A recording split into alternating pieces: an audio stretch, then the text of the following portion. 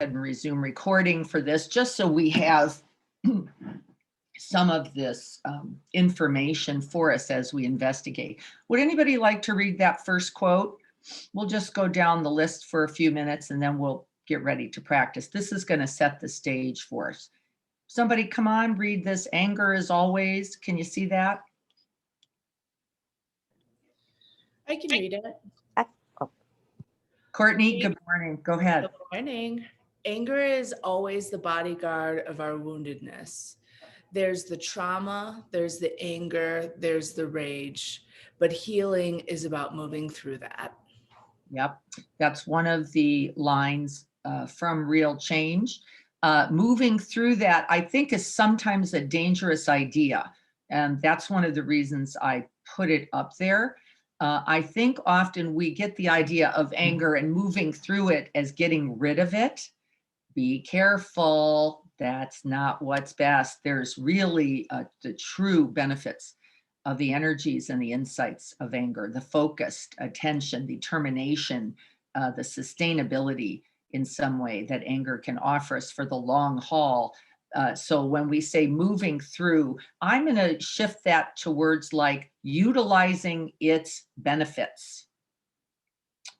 Healing through utilizing in some productive way its benefits. So we don't get the wrong idea. Getting rid of anger, it's a big habit of ours in our Western culture. We are very intolerant, and then of course we explode.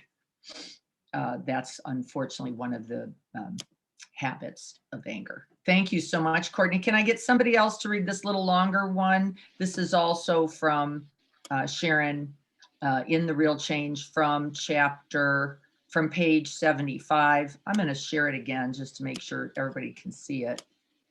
Can somebody read that, please? I can. Caroline. Hi, Caroline. Thank you so much.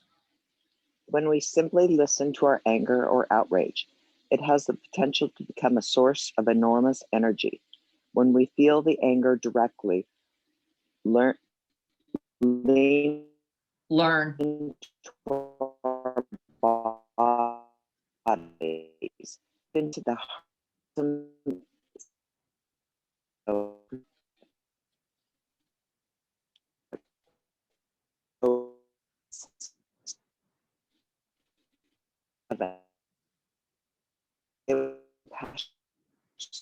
then when my courage that the face of no, the courage lets you sit with your, and that frees you to do the small things that in front of you. Remember that you are worth something, that we are all worth something. Yes, that's right. You were breaking up a little bit for me, Caroline. Did other people experience that? Okay, just want to make sure that, just take a look at that. We're going to send that in the documents to you, all of you. So just make sure that you get a look at it. We'll try this again.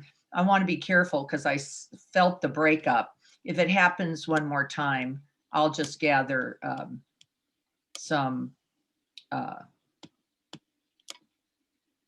this up and send it to you. Can somebody read the next paragraph? This is now from David White. David White's ideas about anger, and they're quite radical. I love them. Let's read it paragraph by paragraph. Can anybody start with the first? Anger is the deepest. This form of compassion for another. Cindy, speak up a little.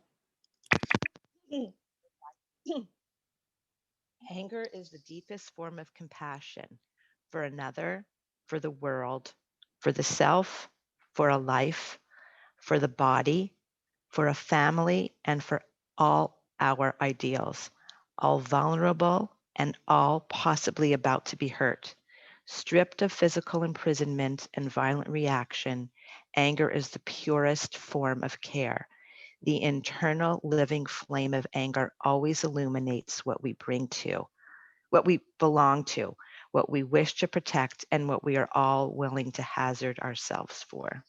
Yeah, like, isn't this a beautiful beginning, a turn of these ideas of anger as the negative, the thing, the purest form of care, the deepest form of compassion, that which illuminates what we belong to. Don't you love that idea? We don't have to get rid of it. This is not the path and not the practice. We're going to send this out. I really want us to hang on to these ideas. This is what we're going to be investigating today. What is the gem at the heart of the heat of anger? What is its essential flame? And David continues to talk about that. I'm going to push this up. We're going to save it one more time. Can somebody come on and read the very next paragraph, please?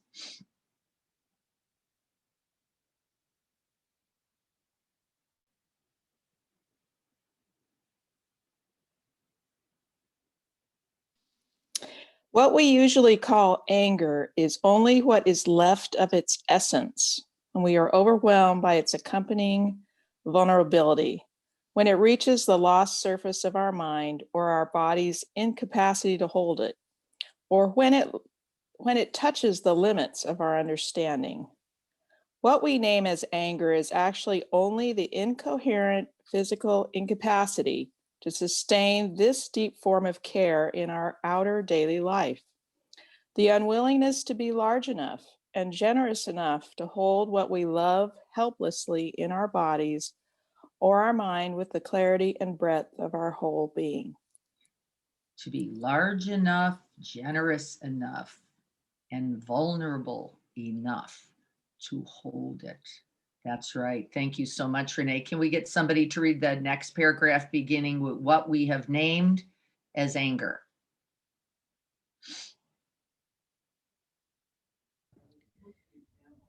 Morning, this is Annika. I Hi, can Annika. read it. What we have named as anger on the surface is the violent outer response to our own inner powerlessness, a powerless connected to such a profound sense of rawness and care that it can find no proper outer body or identify or voice or way of life to hold it. What we call anger is often simply the unwillingness to live the full measure of our fears or our not knowing in the face of our love for a wife, in the depth of our caring for a son, in our wanting the best, in the face of simply being alive and loving those with whom we live. Thank you so much. Somebody else, beginning with our anger breaks.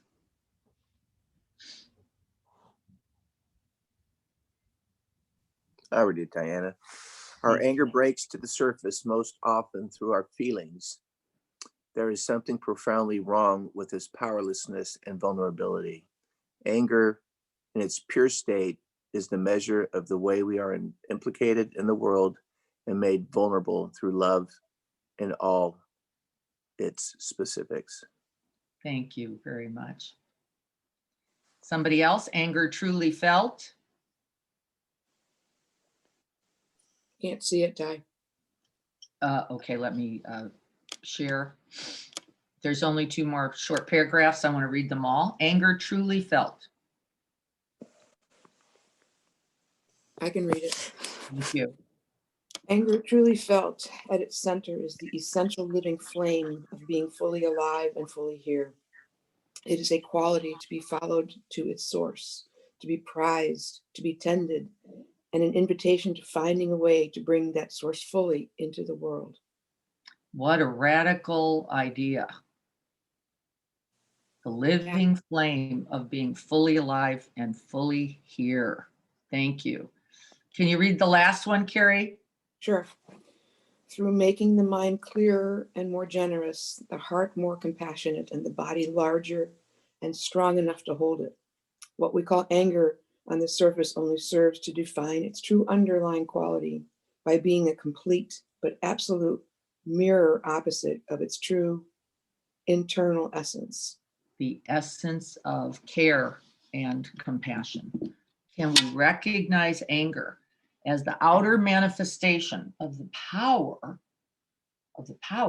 of love and not let it consume us in its reactivity, but to use it to affect, to take risk, to be courageous. This is its true potential. Thank you all so much for that reading. We're going to stop now and prepare to sit. So if you haven't, get yourselves situated. How to use anger. Here we go. We're going to take a little look at that. If you want to put yourselves off video just for supporting our bandwidth at this time, you can always come back later. And if you want to stay on, I love seeing you. And so let's get our feet on the ground. This is a part of the practice with anger. Remember, it is not to quell its energy. It is to establish stability, groundedness, rootedness, stillness, and silence so that we have sufficient crucible. Can you understand this? For the burning fire, the energy of anger and its capacity to what? Says David Whyte, to transform, to take the metals and make them gold, as the alchemist says. And so we set our feet flat on the floor or wrapped beneath us to establish a solid base.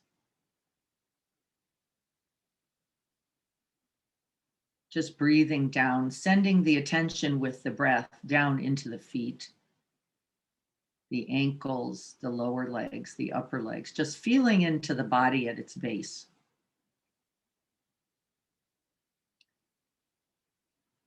Breathing down and feeling directly into this area of the body, being watchful of the habits to think about these parts of the body or to picture them. That's not so bad, but you have to still wake down into that body. Feel the sense of aliveness there. You can leave the eyes open or closed, whatever feels most right for you. Breathing down, setting ourselves into the Dharma seat. A Buddha be. Awakening.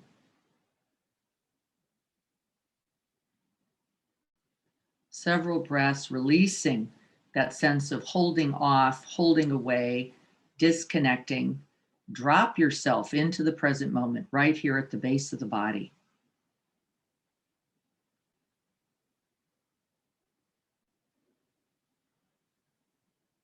Feeling into the hips, noticing that there's more room for release at the end of each out breath. You're not fully really offering yourself yet to the present moment, and that's okay. This is an initial practice. But see the way we slightly pull ourselves off, just slightly hold ourselves up. This is not the body. The body we're looking for is the softened body.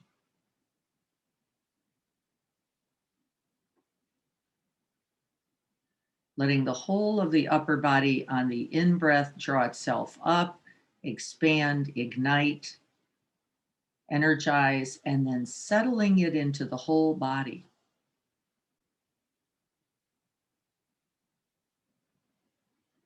And then settling it a little bit more.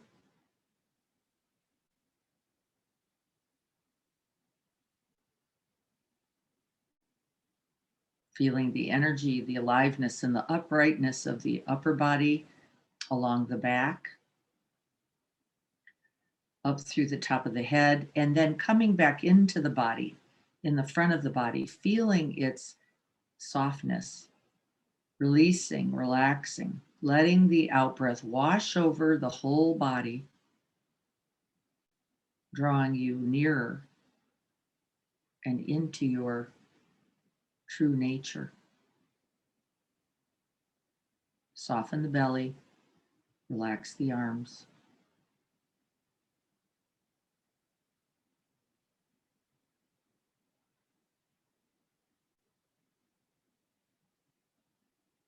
And then we simply sit.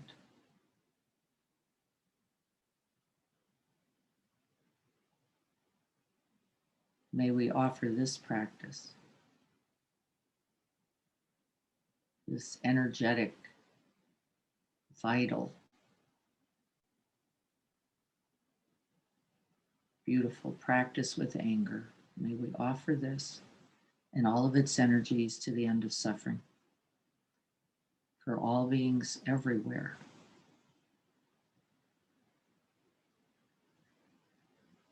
Without exception, including those we're really angry at. And in so doing, freeing us all.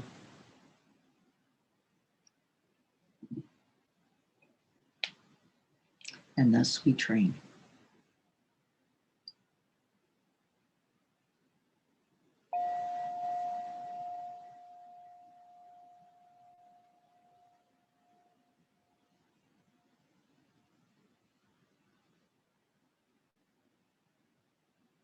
And now, having established the body and the aspiration for our practice, we can take a few deep breaths. Do so in your own time, just breathing into the body, filling it, fueling it, energizing it, and settling it back into its cradle. Doing that a few times.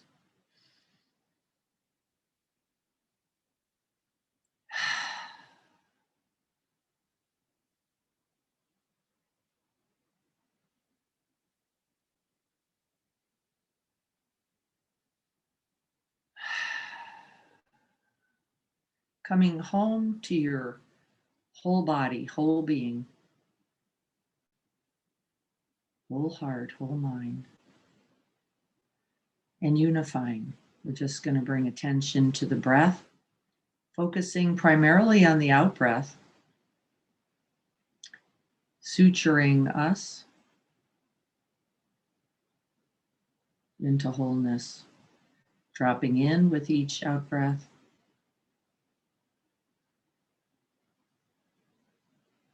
taking your Dharma seat, the seat of awakening, the seat of wisdom,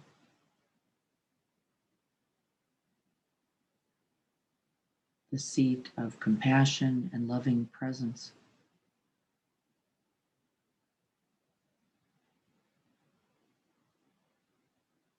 If it's useful to you, you can move from the area of the belly, if you're not feeling well grounded there, all the way down to the feet.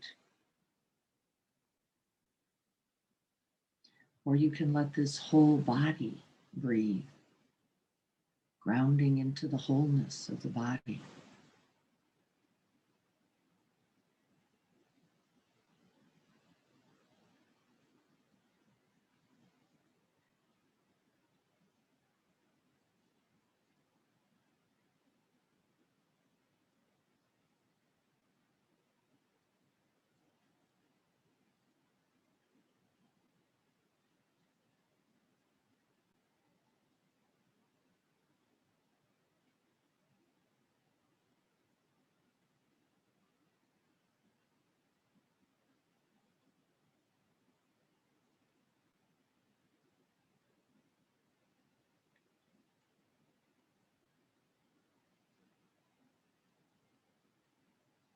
We're stabilizing the mind, bringing it home to the body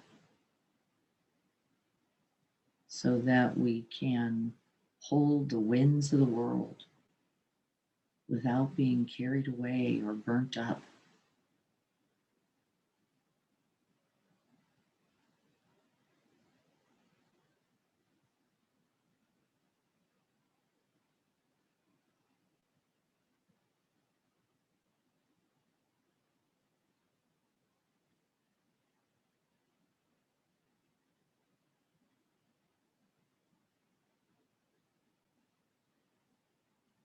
As we are here resting in the out breath, establishing ourselves, stabilizing, becoming calm and steady of body and mind.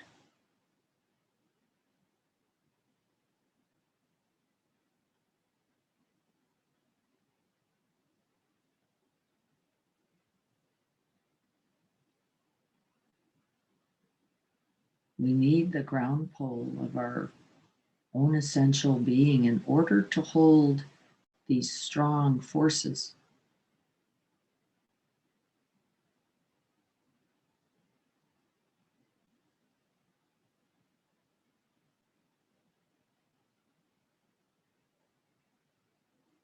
No matter where the mind moves, there is always this stillness,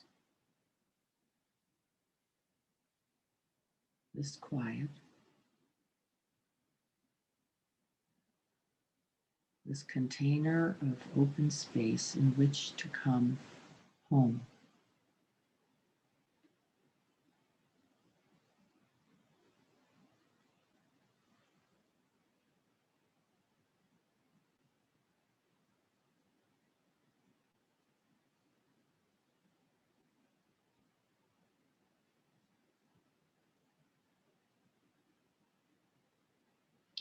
For some of us, just bringing up the word anger can energize and invite a certain energy, a reactivity, a fire, we could call it, that needs to be held in a container for now a little larger than our own bodies. But I want you to begin there, see what's true.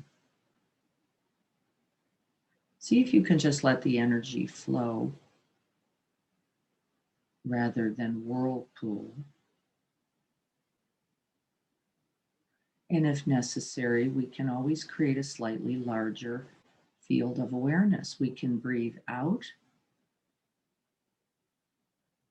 And at the end of the out breath, we can breathe out into open space, being held by the container of the mind alone. That stable, unmoving, imperturbable, unshakable mind.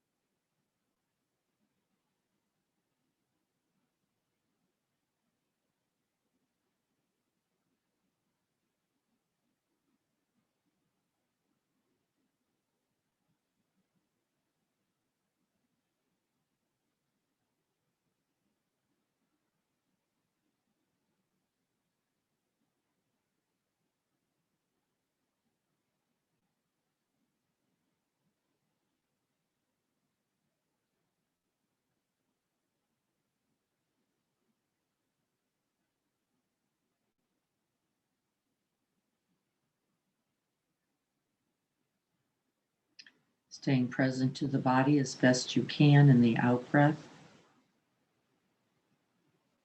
Stabilizing.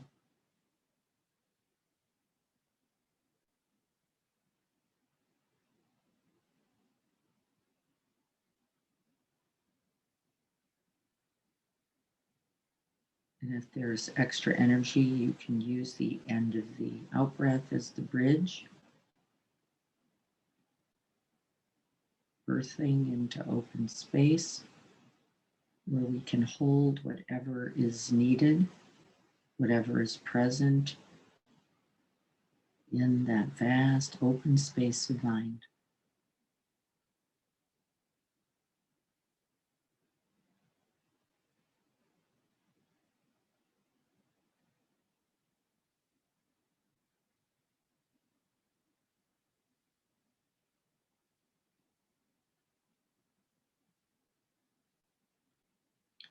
The unmoving, stable, still, and silent mind is what we're cultivating here in this breath awareness practice. It might be a little body calming, depending on our bodies, and for other people, maybe not. And so we can still cultivate this quality of stable mind by opening beyond the body into that larger space. I want you to see this and know this, because we're going to be using this with anger this week. Sometimes can be held in the body, recognized, supported, accepted, sometimes big, And so then we can simply breathe out into open space after stabilizing ourselves, holding it in the boundless container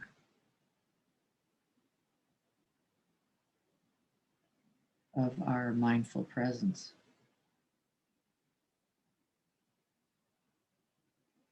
We're just practicing this with the breath right now.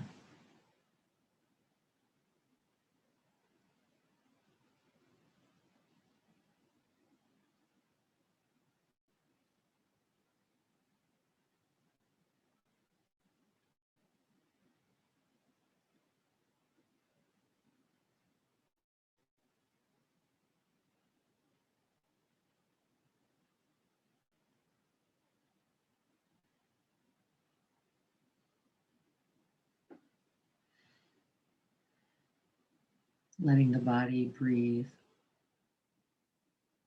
not contracting or constricting the breath in any way.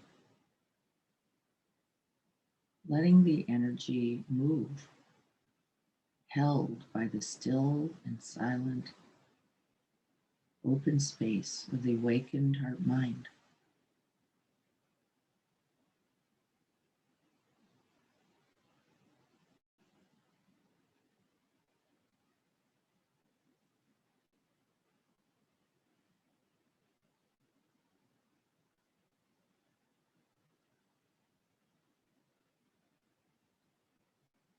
And then from this place of stillness, from this place of anchoring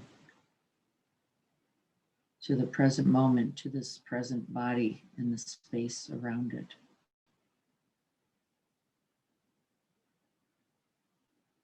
I'd like you to open to a recent moment of anger, and not, of course, of the most powerful source, something in the mild to mid range. It's useful to pick something recent that will have less storyline on it. When we pick an old anger, it's frequently actually resentment. And that takes some really big work. We're going to just pick a moment in the last day or so in which you felt the heat, the energy, the aliveness, the power of anger.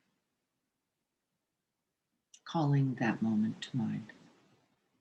I'm going to pick something from just this morning.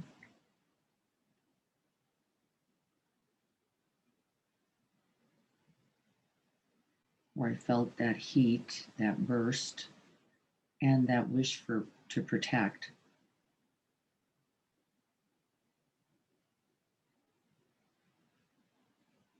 Remember, this is one of the true sources of our anger. As David White says, ultimately within it, there is the jewel, the gem of compassion and care. We're going to see if we can't touch into that. But right now, just calling the moment to mind. See if you can recollect it, noticing particular activation in the body as you recount this experience.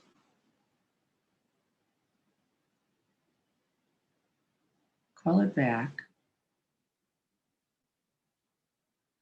One of my sons, my youngest, is being scammed for something and called me to ask if that were happening. And I'm just recollecting the sound of his voice, his vulnerability,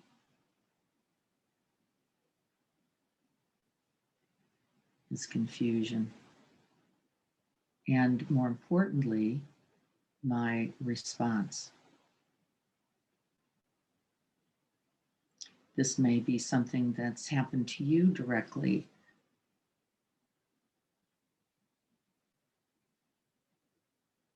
A moment of helplessness, a moment of confusion, a moment of injury, a moment of feeling not cared about, not seen, not acknowledged in some way. a moment in which we feel unworthy, insufficient, or not cared about.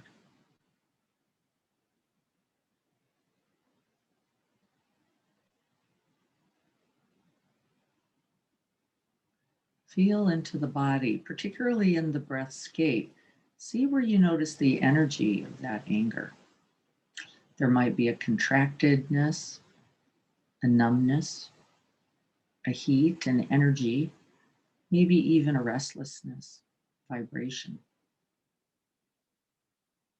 Breathe into the body while holding that event and see what comes alive.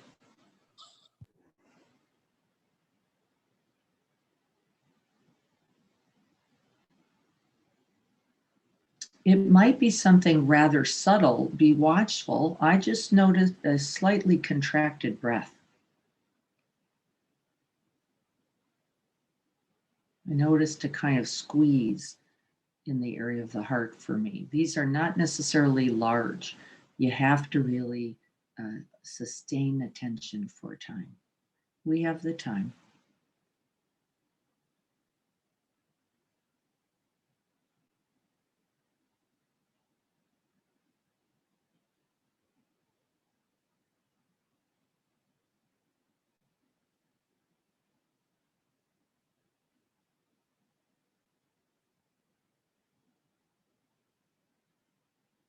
I feel a little tension in the shoulders, an activation in my arms.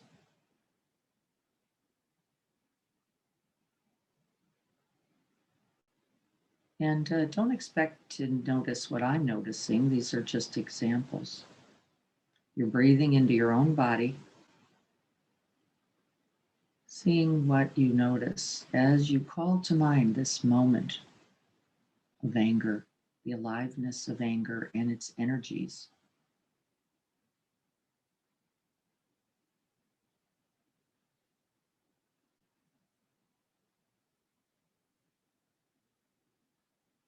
We're going to keep the body as still as we can. Remember, we're also activating that unmoving, imperturbable, unshakable mind, the one that can hold everything, including anger. Be watchful for falling into the storyline. This is a lot of thinking about. This shouldn't be happening. It's the wrong thing. How could this have happened? It was uncaring. It was rude. It was, we've got some kind of ideas about it. See if we can't keep putting the storylines aside, the opinions about the anger, about the other, if there is one, and come back to the direct experience, the sensations of anger. Stay embodied. You're probably not feeling sleepy unless you're completely resistant and checked out. This can often happen. Like, I don't want to feel this. We might notice a distraction. We don't like anger. It's not acceptable. It's a negative or wrong emotion. This is just not true. See if we can stay, abide, and hold the energy of the anger so we know it by body and heart.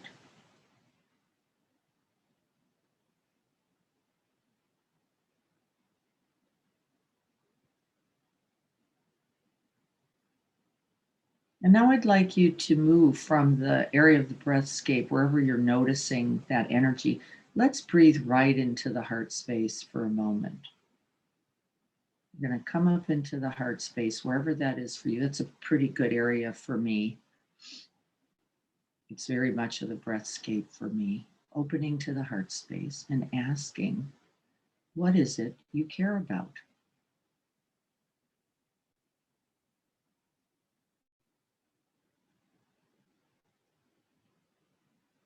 What is the care? I've named mine already. It was the wish to protect, the wish to make sure somebody didn't get taken advantage of, somebody who's vulnerable.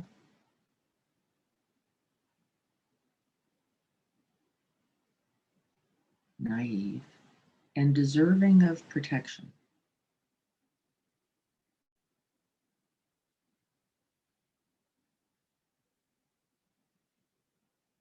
See if you can breathe into that. We have to get past the armor of the heart. It might take a little to touch in because our first response, often with anger, is rejection, refusal, the not liking, the not wanting, the wanting it to go away. It's not right, it's not fair, it's not loving. And you might notice those thoughts, and they're just fine. That's often what feeds the anger. As you're noticing them, I'd like you to see if you can notice how there's a contractedness in the heart that actually won't let you get beyond that initial reactivity into the heart of it. So we have to soften that up. And by doing that, we just don't feed the thoughts. I'll ask the question again, what is it you care about? That the anger, the aliveness, the energy is present.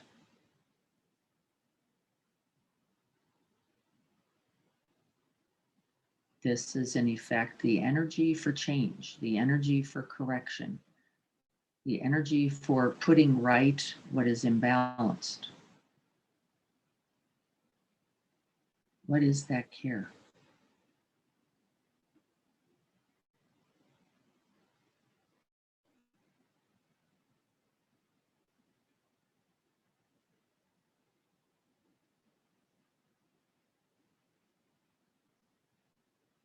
Is it self-protection? Protection of another?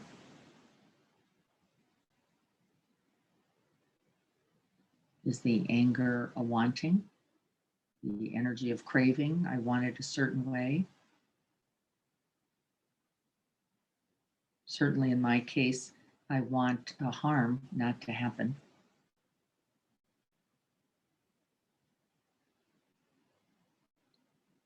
That wanting is also a care.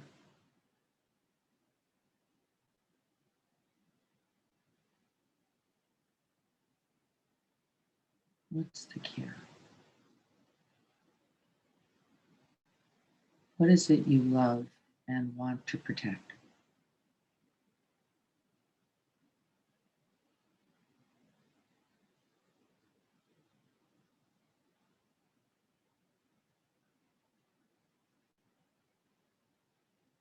What is it that matters that you're willing to take action to support?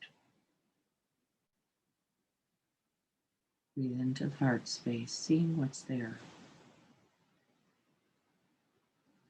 What is it you care about?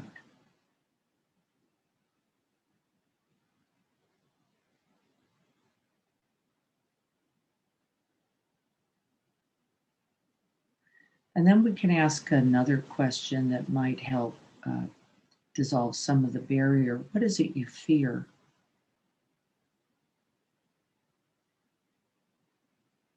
What is it you fear?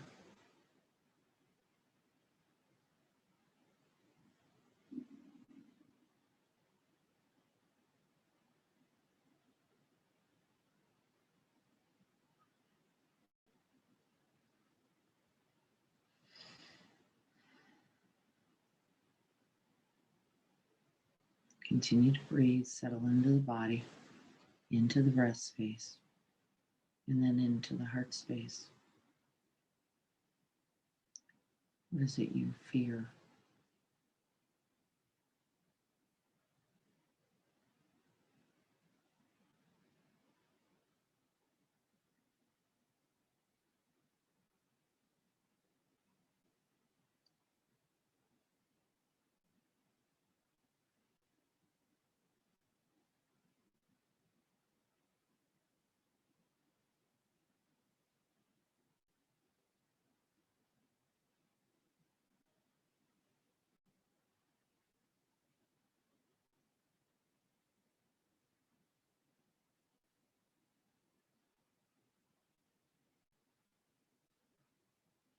And another question, we can breathe into the whole breath body once again.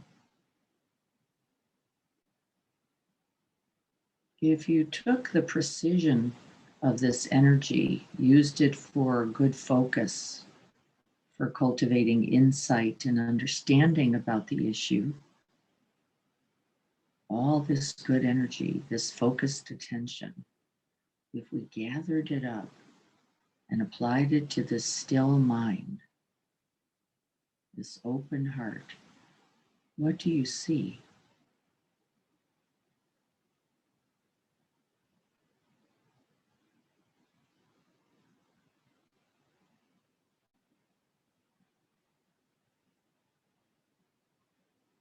We need the unmoving mind to see the possibilities. How might we affect change? Real change. By seeing clearly. I'm just going to settle with this for a moment. This invites an investigation of the factors. This is an inquiry. What are the causes for this thing to have occurred? What are its conditions?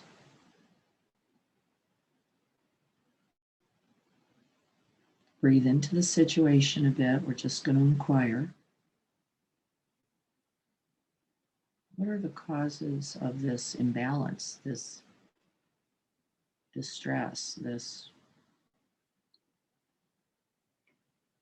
helplessness, whatever's happening?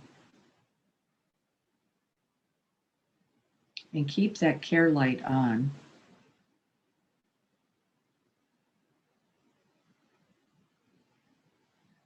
Usually, our reactivity is in response to a threat, and the threat is the threat of imbalance, a dysregulation, something not in order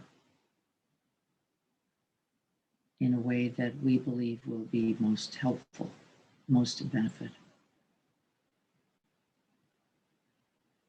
And so let's take a clear look at that. What is the imbalance?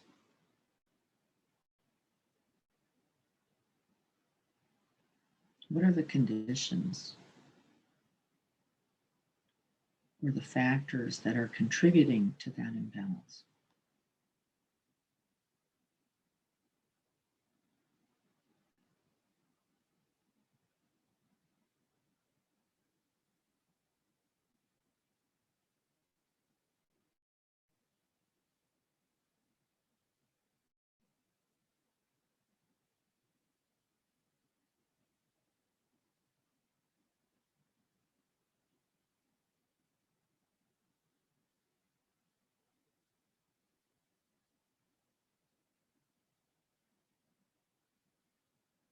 Has this situation happened before or one like it? And how were you able to use this energy to contribute something to the resolution, to the greater understanding, to the end of distress or suffering? How were you able to use the very energy you're feeling in situations like this in the past?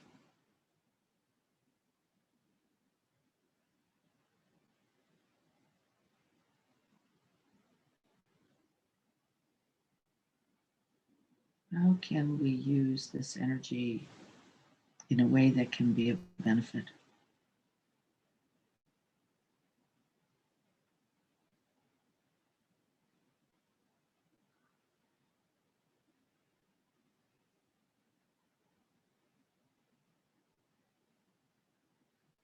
And if nothing's coming to mind, you just continue to look at the situation, continue your inquiry, using that perfectly focused attention to understand the situation.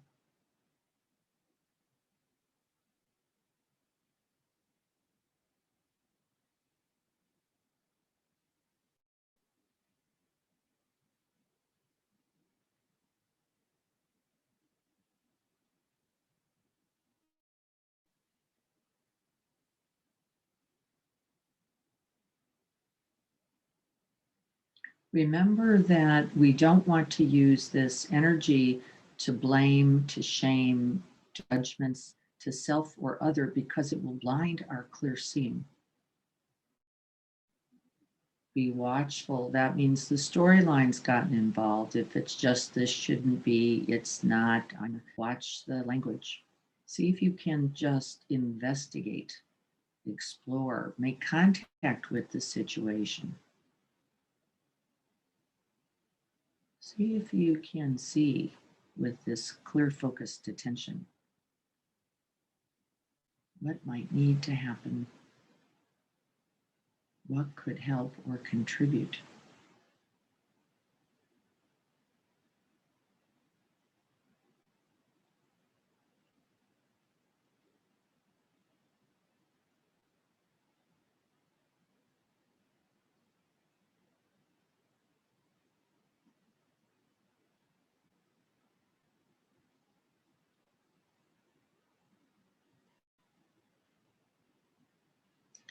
And another question is, what is your own vulnerability? If we're protecting something in ourselves, our own helplessness, our own vulnerability, what is that?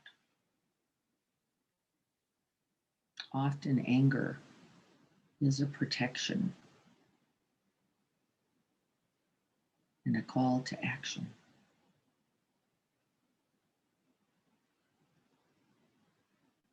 What's the vulnerability? Is it fear of pain, fear of rejection, fear of aloneness, fear of disconnect, the fear of being abandoned, the fear of not getting what we need?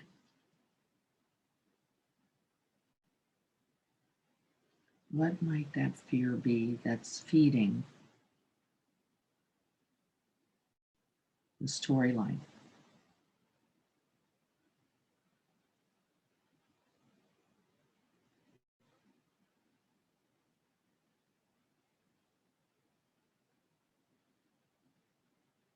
You might just in the body, you might call words to mind. My fear is that there would be some significant loss of someone I love, some harm to someone I love.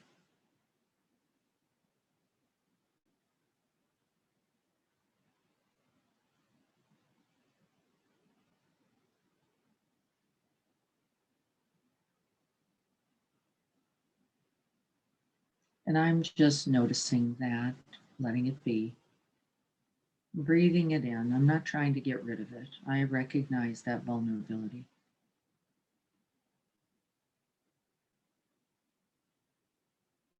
I'm going to see if I can't just honor it, stay in contact.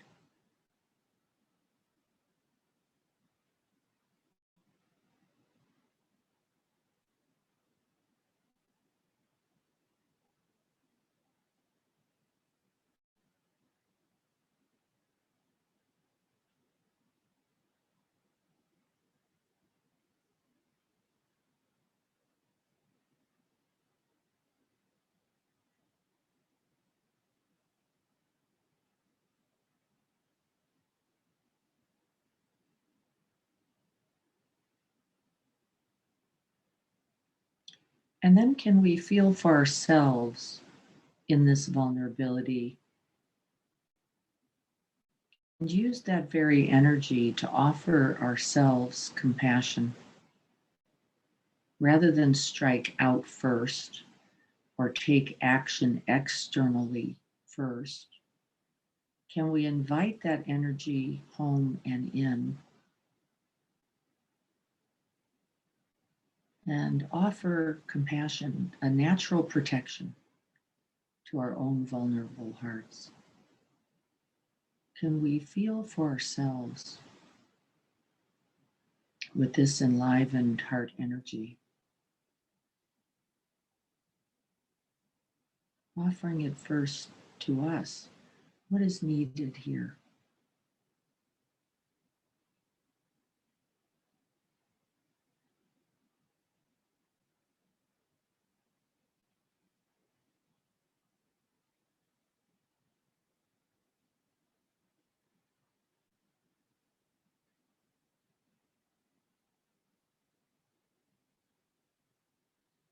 And I'm noticing, just as I asked the question, what's needed here to manage, to protect, to be tender with, and compassionate for my own vulnerability.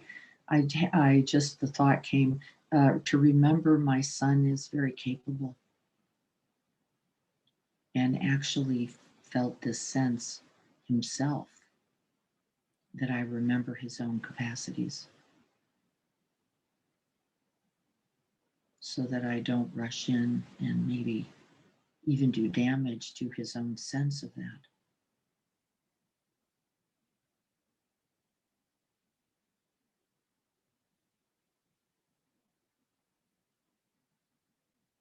And so the invitation for me is to remain still, honoring my own vulnerability, my own tenderness, and offering myself compassion.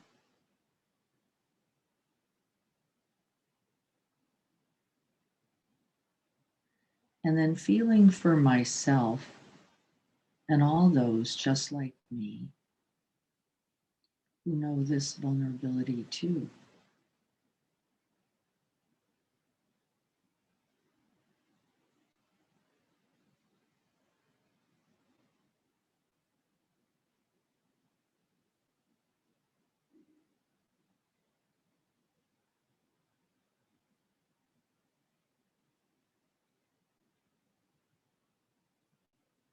For all those who love and are vulnerable in that love. May I feel for us all.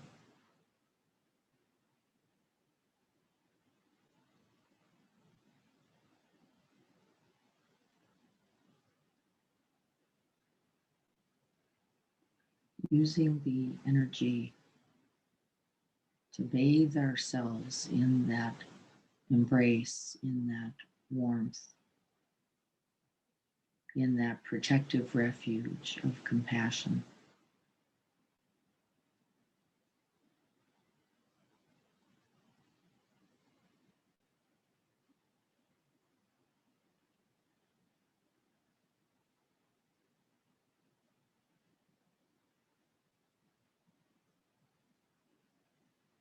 Breathing it in, making sure it translates into some direct contact. We could take our hands, even placing it in our heart space, our belly area, wherever we're feeling that vulnerability. And letting that energy come back as that care, the place from which that anger began, that genuine care, that real love. Invite it back to yourself.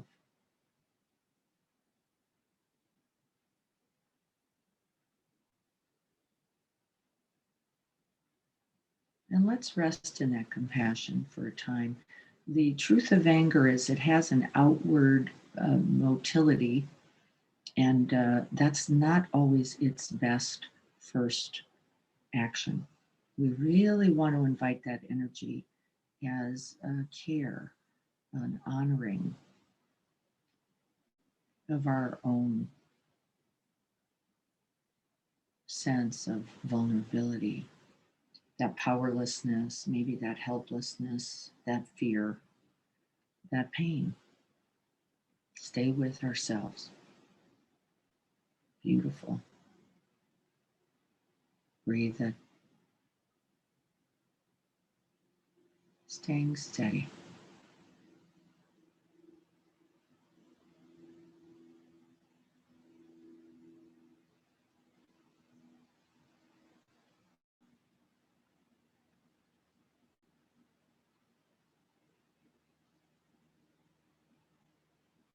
And as we honor the vulnerability, we see almost always the pain, the fear, and the care that is there.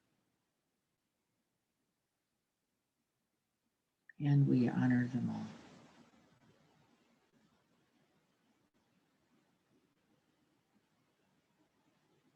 And then the final question is, how will I then take an action as a direct result of that care? If there is an action to take, may I take it as the greatest expression of that care. May I be courageous. May I be clear-seeing. May I be bold in actions that represent best that care.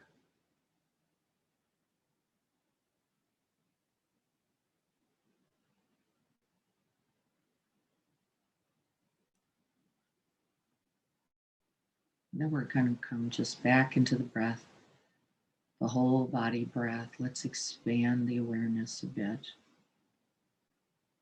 Feeling into the whole body for a few breaths.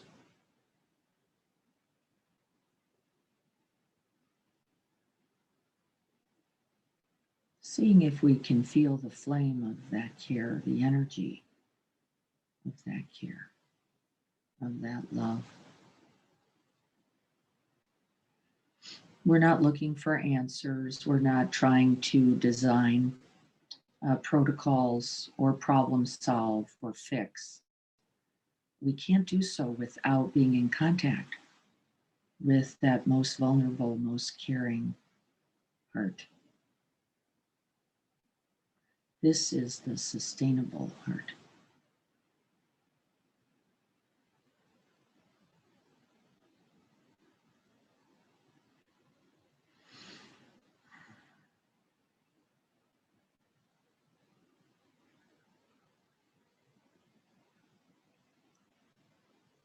Rather than react, rather activate into burning ourselves up, into acting out, into becoming hostile, into moving into shame, blame, judgments, criticisms, and hatred.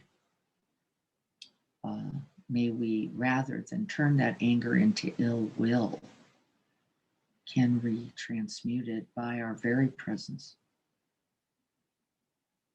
by our very being with? Can we transmute it into acts of care, acts of love, skillful, equanimous, patient, acts of contribution?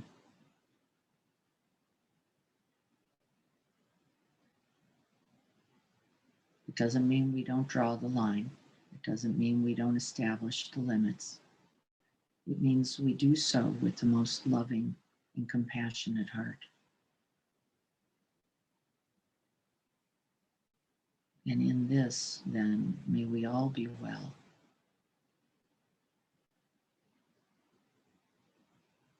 May we all be safe.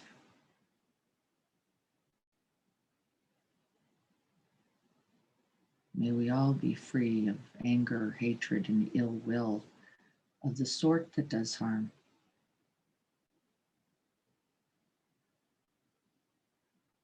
May we all activate the good energies of this care. And first offer it to ourselves with kind attention, so that we can see most clearly.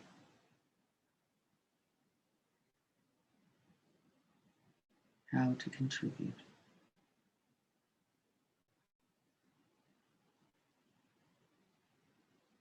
May we rest in this.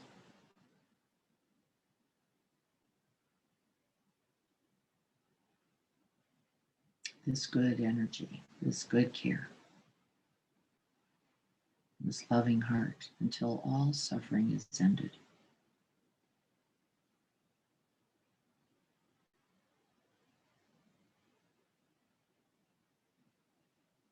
And may this practice today contribute.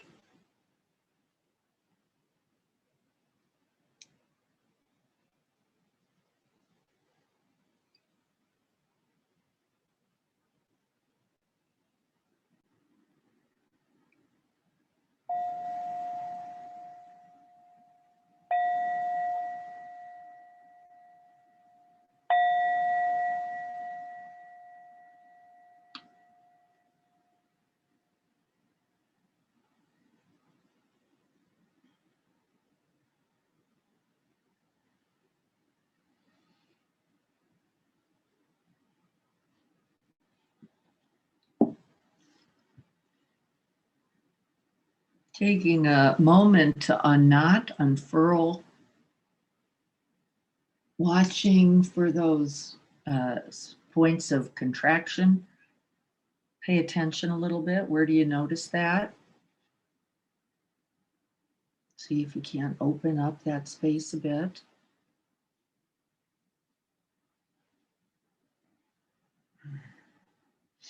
Open up the heart space.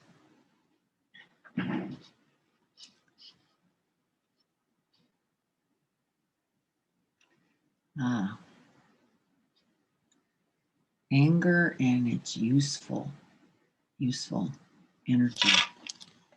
We're going to look at chapter 3. I'm going to have to go back and get there, and then it's quite a large chapter. We'll see how we get through. There's a lot of gems in here. Still finding it. Take a drink if you can. I'm going to check in here and see if everyone can see this.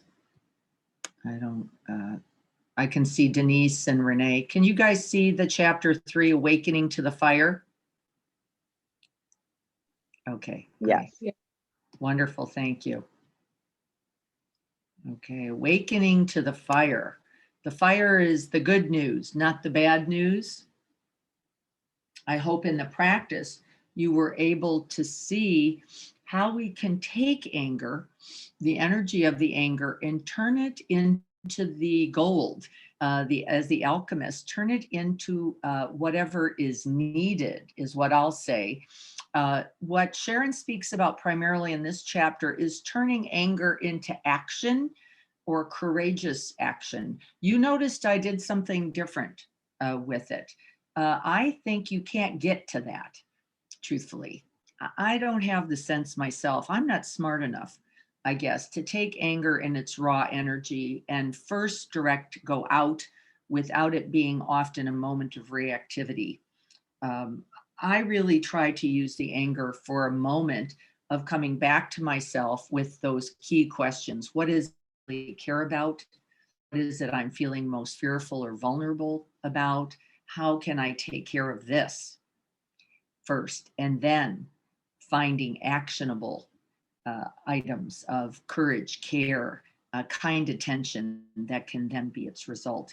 She's speaking to that part, that going out into the world. I really want to focus this week on coming back in, first holding oneself in a moment of vulnerability, helplessness, powerlessness, or anger, really being attentive to oneself, letting the anger by its nature and the staying with it, bearing not only witness, but directly experiencing its energies, how to use that first and foremost towards our own good and towards our own well-being. So I'm taking a little different turn than Sharon, but I think we'll see evidence for her interest and commitment to this as well. So here it is, what she has to say. We're going to go through this somewhat quickly. Sometimes it's an encounter with the unexpected. This is often the trigger for anger. Something abrupt, something unexpected, something we don't like, always includes a moment of suffering, whether it is ourselves or others. It may be something devastating. It can be something actually quite simple, just as what happened today for me. My son got a little bit hooked into a potential scam situation, but was wise enough to call and say, wait a minute, maybe this isn't okay. But something out of order.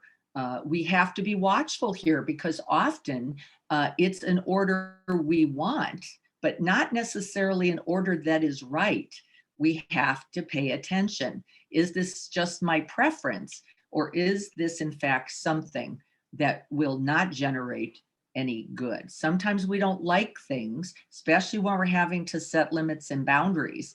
We don't like setting them. We don't want to have to do it, but in fact, it is necessary in order to mediate, to invite the greatest goodness.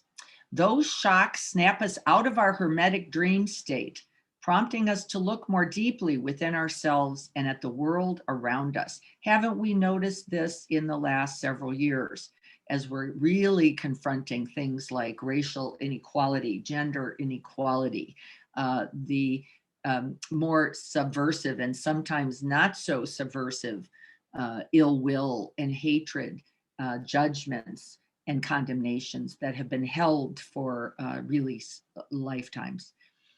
And we're now having to confront those and confronting the anger also that is in evidence on all sides as we investigate it. It may take something compelling to wake us up, to turn us away from that half sleepy state. The easy answers we often have come up with, the passivity that I think can be so easy to fall into. It's just this way. What could we do? This is hopeless, or nothing can change it. This is never true. In fact, these are buying ins to levels of complacency that actually generate more harm.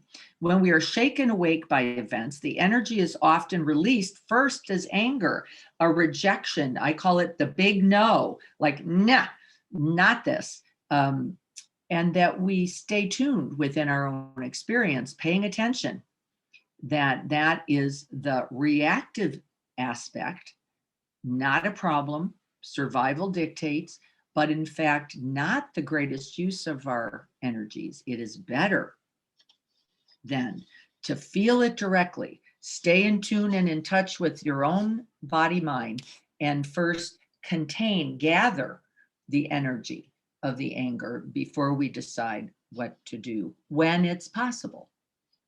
Anger is actually a single emotion. It warns us of indignity, threat, insult, and harm. That's an interesting statement. I actually do not see anger as a standalone experience. I see it as a complexity. That's why I put that in yellow. I do not think it is only one thing. I think it's effect, that moving out to protect or to defend from this is in fact feels big, but I don't think it's one thing. I think it's based on a bunch of other things, in fact. When an interaction person makes us angry, our bodies and minds are effectively having an emotional immune response. I loved that. We're telling ourselves to self-protect the same way blood rushes to the site of an insect bite. It is often anger that turns our heart-thudding distress into action. Yes. If somebody violates us in some way, or we get a perception of violation, things we don't like or want. If we are humiliated, it's often anger that has us stand up and say, that's not who I am.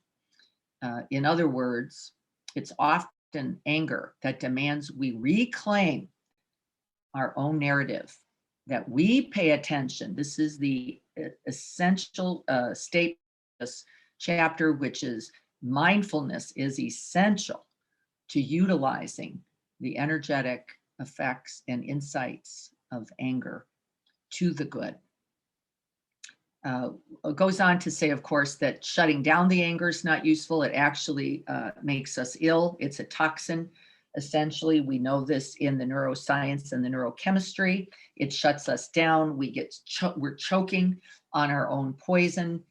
And that anger leads then further to resentments, hardening of our own hearts and arteries, by the way, and also feelings of insufficiency, helplessness, hopelessness, and greater despair as we choke Diane, in. Yes, this is Chris. I got a question here just on anger. You know, I love this chapter because I know. Me too.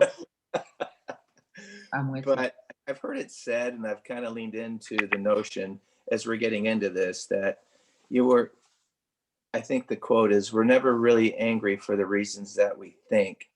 So in identifying anger and how to best use that in a good way, I think there's another layer, maybe you can speak to it or not, but how do we really know what it is we're truly angry about? Yeah, that's the mindfulness practice, Chris. That's the staying with, rather than what's the word, releasing out. We want to stay in and with our own experience first. We want to come into the tender heart.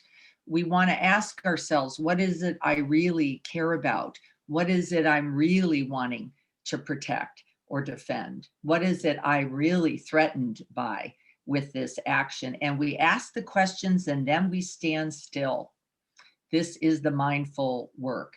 The care, the tenderness is actually where I want us to continue to direct our energies right now, because there is a tenderness there. Remember, anger at its best is a protection against threat, against harm, against perceived assault. Sometimes real, sometimes egoically placed. I just want what I want. I want to be acknowledged in this way. I want to feel better, but always worthy of inquiry.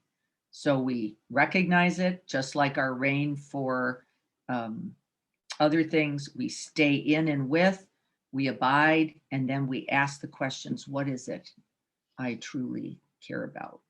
When we see that someone is being excluded, threatened, victimized, anger gives us a voice. They are worth more than that. We shout. I am still in touch with a friend. She goes on to tell a story. Anger is an assertion of self-worth. It can also be a reaction of self-cherishing. We have to establish the difference. How do we do that? We can't do it without our mindfulness. We have to come back and ask these key questions. Anger helps us confront, I think, often big problems, gives us courage, energy, and strength to do so, yes. The tendency to see and name what's wrong also contains an aspect of introspective awareness. This is the part I was just saying, Chris. This is the, rather than take anger and out, we're going to take the anger and turn it into kind, compassionate, and loving inquiry, hanging on to ourselves to see where those vulnerabilities first lie. Moving past the superficial level of perception, being ready to look deeper than others are inclined to, than anger is inclined to, and being willing to honestly recognize what is unpleasant or unwelcome versus, for me, what is in need of change. That which is unpleasant or unwelcome is not always wrong. It is not always requiring change. Sometimes it requires what? A certain kind of care, protection, acceptance within us. Who points out the flaw or mistake or problem that everyone else is studiously avoiding? Yes, it's often the person who's angry, who says, wait a minute, we better pay attention to this. This is the beauty of anger. It can be very clear seeing, it's precise. In the Tibetan tradition, it is Manjushri with his sword cutting through all delusion, but it is not with aggression. It is not hostile. It is for the purpose of acting skillfully, not to cause harm. The energy of anger can be useful, but it's also difficult to contain. Don't we know this?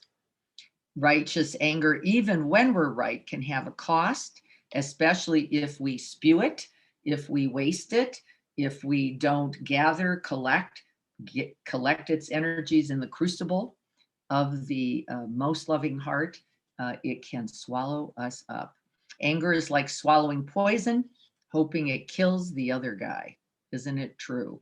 Anger in its most reactive state is a poisoned chemical, adrenaline and cortisol, and will cause our body, the organs, our muscles harm. And so we want to gather it, but not to push it in, not to stick ourselves with it, but in fact, what? To gather it, to see clearly the way we can most effectively and most beneficially use the anger. It has a strangely addictive quality, boy, doesn't it? It's a rush of energy, also true. It can become a default response. yes, this is often our first hit of anger is no, not this, not that. We can get impatient. We can get easily frustrated. We can take actions against with anger, and that is not its most useful source. We may lash out from anger or be paralyzed by it. Neither of these states is going to contribute to the good. We dwell in a baseline feeling of anger. When we're angry, we tend to isolate, feel separated, feel disconnected, and we're choking ourselves. This is also important to know. Anger can have a narrow vision, not just a focused vision. When we see the tiger, actually what can happen is that narrowed attention is only on the tiger and a way to kill it or get rid of it. In fact, what it isn't is a clear seeing, wide open space where we see the causes and conditions and then can then act responsively and compassionately. Anger is likened to a forest fire that burns up its own supports. Don't we know? Anger can destroy the host. This is a very key statement. And I wanted to read this. I think this is the essence. And like a forest fire, anger can burn wild, ending up in a place far from where it started and with devastating consequence. Here's one of our questions for the week. Could someone write this in chat for me? What negative consequences have you experienced from the wild and often out of control aspects of anger? What negative consequences have you experienced from the wild and often out of control aspects of anger? What have been the consequences of that anger for you? That's going to be one of our reflecting questions for this week. Who among us can look back, perhaps where we were children? Not me, I can go to yesterday, where we were under great stress or dealing with something and were consumed by that anger to the point of having what? Great regret and remorse. This just accidentally got titled. I don't need to go back to that. Getting lost in anger can indeed leave us very far from where we truly, where the most caring, most compassionate heart wants to be, without the results that we were hoping for, which is that bringing back to balance, bringing back into right measure. That is the essence of our anger and our care. We rigidly and rapidly categorize others with the anger. We see them often as dangerous or threatening and then take actions against them rather than actions in behalf of greater balance, greater care, greater equity, greater justice.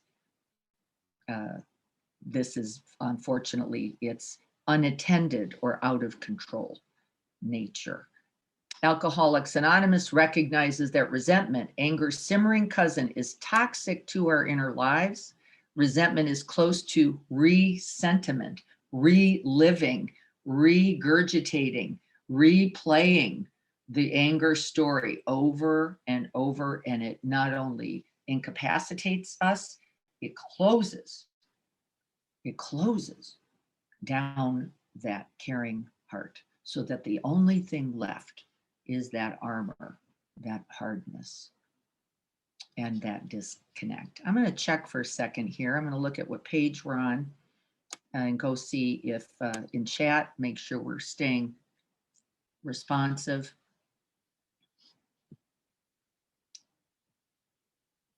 When I realized that anger is the response to fear, it is helpful to realize that what I fear has already happened, yes, and that you want to make a response rather than just react, right? And the response that we're going to be practicing is, can I come home to the vulnerability of my own heart in this refusal, rejection, and not wanting of something, as Denise is saying, that has already happened. It doesn't mean we want it to continue to happen. We can use the anger to evaluate, to assess, to explore. Remember that fine attention that anger gives us, so that we can contribute to the end of the wrong action if in fact it needs to stop. What negative consequences have you experienced? Thank you. Who remembers the rest? Of the wild and untamed anger is the rest, Leslie. What are the consequences of that unbridled, uncontained anger? And where have you noticed regret and remorse in as a result? Anger can be a kind of emotional bondage. I did like that word. Though it is a reaction to substantial wrongs, it often is a response to our own overwhelm, our own feeling diminished, our own feeling insignificant, our own feeling not cared about. And the overwhelm, unfortunately, also feeds our own stress. It's saying also feeds the fact that we tend to see more tigers than are actually in the room by virtue of our own dysregulation, our own imbalance. And we're going to use that anger first to make that assessment. Wait a minute, let me come home and see what's actually here. Saving the forest. How do we move beyond the fire of anger and resentment? Anger is often a reaction to feeling weakened. Remember, vulnerable, helpless, powerless. We want to do, we want to fix, we want results, we want control.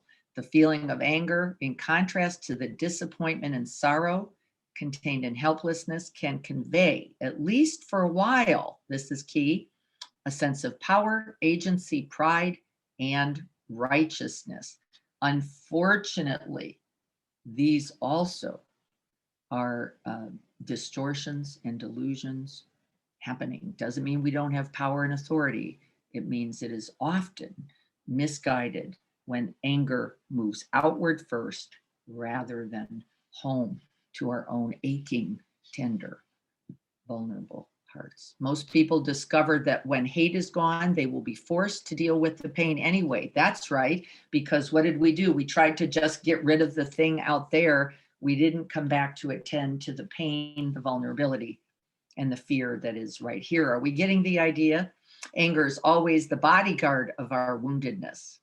There's the trauma, the anger, the rage, but healing is about moving through. Well, let's start with recognizing, turning the attention and care towards, and seeing if we can't open to what is actually happening there, our own pain, our own woundedness. Sooner or later, it becomes crucial to directly face that helplessness and pain is often at the base, that vulnerability that we're talking about of our angry reactions. We're going to stop here. It's page 60 of 230. Could somebody write that in chat for me as well? We're going to stop. We're going to come back to anger next week. It's a very important chapter because transmuting anger means first recognizing, honoring, inquiring, and coming home to ourselves to see if we can understand what really needs to happen. And often that compassion needs to be directed first and foremost to our own suffering. We're going to stop there. I'm going to read chat and then we'll be ready to end. Yes, thank you, Leslie. Thank you. Thank you for that writing. Wonderful. The reflection questions, I will put a few into we couldn't get the text box to work last week on the websites, but we've gotten them fixed. And so we can do that now. I'll put some text box up. They're up there, and I'll add the notes for this as well as those quotes. I'd like you to talk to your buddies. Where do you notice anger and the converted energies? Where do you see the benefits of anger? Where has it served you? These are two key questions. Where did you take its energy to affect positive, necessary change? Where did you notice the out of control aspects of anger? It's wild and unbridled, burning up the forest of your own goodness, causing you to act from rather than care, greed, hatred, or ill will. It is a powerful, powerful, powerful source. We do not have to reject the power of anger. We want to understand it in a better way so that we can use it more skillfully. Thank you so much. Let's sit together for just a moment. Making contact with anger is going to be a little challenging. You might catch it on the spot. When you do, see if we can't breathe with for the several breaths, just like we did today. On the spot, capturing the reactions of anger, gathering, collecting, and centering it, calling it back to the body. Breathing. We're letting anger with the breath inform us. We're going to let it offer its good advice by first being still and listening deeply. It is not from a contracted heart that any action can be of benefit. We will use that anger to offer ourselves energy, determination, courage to open to what is really here. May we all be happy. May we all be healthy. May we all be free from ill will, aggression, and ignorance. May we all cultivate our mindfulness so that we can abide and direct the energies of anger towards inquiry, exploration, discovery, and positive change.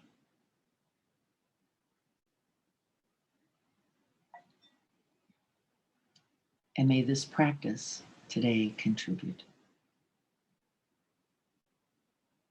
So be it.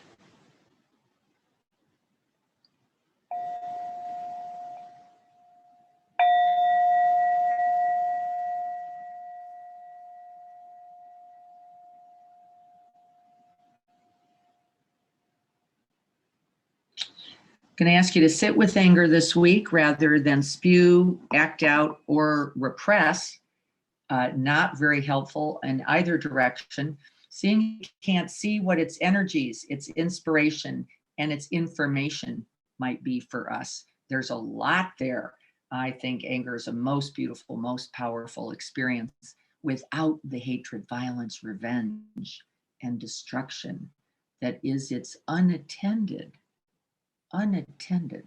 habit and consequence. That's not all that anger is. We're going to stick around for at least one more week with anger to see if we can't begin to see how we can take the power of anger, use it to cultivate compassion, kindness, care, and skillful action in the world. Thank you all so much for being with me today. I love seeing all of you here. Blessings to you all. I'll look forward to seeing you. Greg will be here Thursday at 7 in the morning. He now knows how to get on Zoom, so you guys don't have to wait for me to be doing the wrong thing and not getting you on. He's got it now. He will be there, and then I'll see you on Saturday, where we will be talking a slightly inverted side, which is the anger, the exquisite risk of being nobody, the exquisite risk of being nothing special, being the exquisite, taking the exquisite risk of being the one who stays and attends in the ordinary ways. I'm looking forward to that exploration with you. Everyone be well today. Gorgeous Tuesday. Take good care of yourselves, and blessings to you all. See you.